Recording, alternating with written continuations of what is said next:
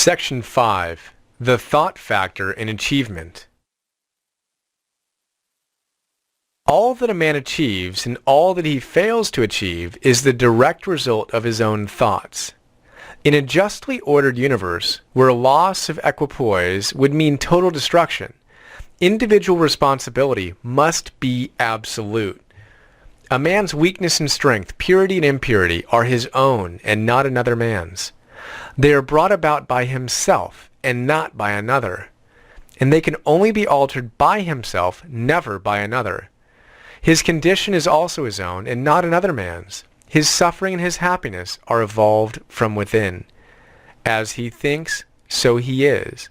As he continues to think, so he remains. A strong man cannot help a weaker unless the weaker is willing to be helped. And even then the weak man must become strong of himself. He must, by his own efforts, develop the strength which he admires in another. None but himself can alter his condition.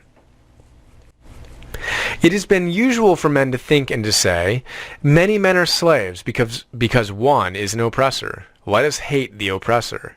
Now, however, there is among an increasing few a tendency to reverse this judgment and to say, one man is an oppressor because many are slaves. Let us despise the slaves. The truth is that oppressor and slave are cooperators in ignorance, and, while seeming to afflict each other, are in reality afflicting themselves. A perfect knowledge perceives the action of law in the weakness of the oppressed, and the misapplied power of the oppressor. A perfect love, seeing the suffering which both states entail, condemns neither. A perfect compassion embraces both oppressor and oppressed. He who has conquered weakness and has put away all selfish thoughts belongs neither to oppressor nor oppressed. He is free. A man can only rise, conquer, and achieve by lifting up his thoughts.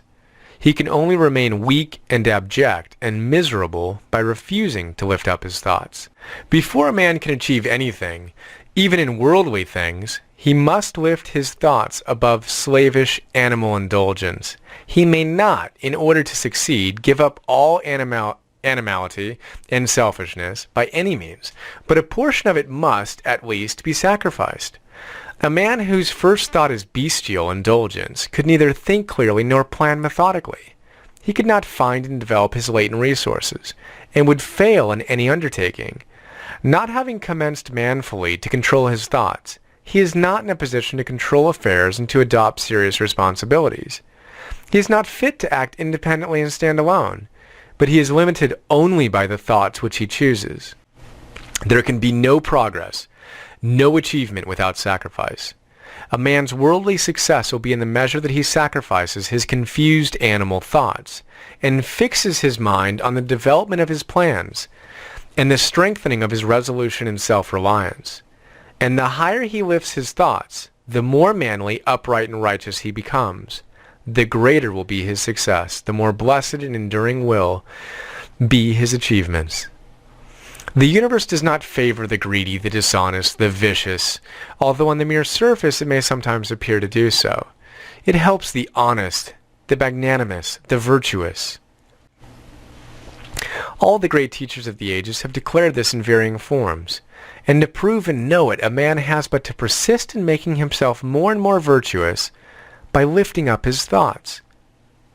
Intellectual achievements are the result of thought consecrated to the search for knowledge, or for the beautiful and true in life and nature. Such achievements may be sometimes connected with vanity and ambition, but they are not the outcome of those characteristics. They are the natural outgrowth of long and arduous effort, and of pure and unselfish thoughts. Spiritual achievements are the consummation of holy aspirations. He who lives constantly in the conception of noble and lofty thoughts, who dwells upon all that is pure and unselfish, will, as surely as the sun reaches its zenith and the moon its full, become wise and noble in character, and rise into a position of influence and blessedness. Achievement of whatever kind is the crown of effort, the diadem of thought. By the aid of self-control, resolution, purity, righteousness, and well-directed thought, a man ascends. By the aid of animality, indolence, impurity, corruption, and confusion of thought, a man descends. A man may rise to high success in the world, and even to lofty altitudes in the spiritual realm, and again descend into weakness and wretchedness by allowing arrogant, selfish, and corrupt thoughts to take possession of him. Victories attained by right thought can only be maintained by watchfulness. Many give way when success is assured, and rapidly fall back into failure. All achievements, whether in business, intellectual, or spiritual world, are the result of definitely directed thought, are governed by the same law, and are of the same method. The only difference lies in the object of attainment.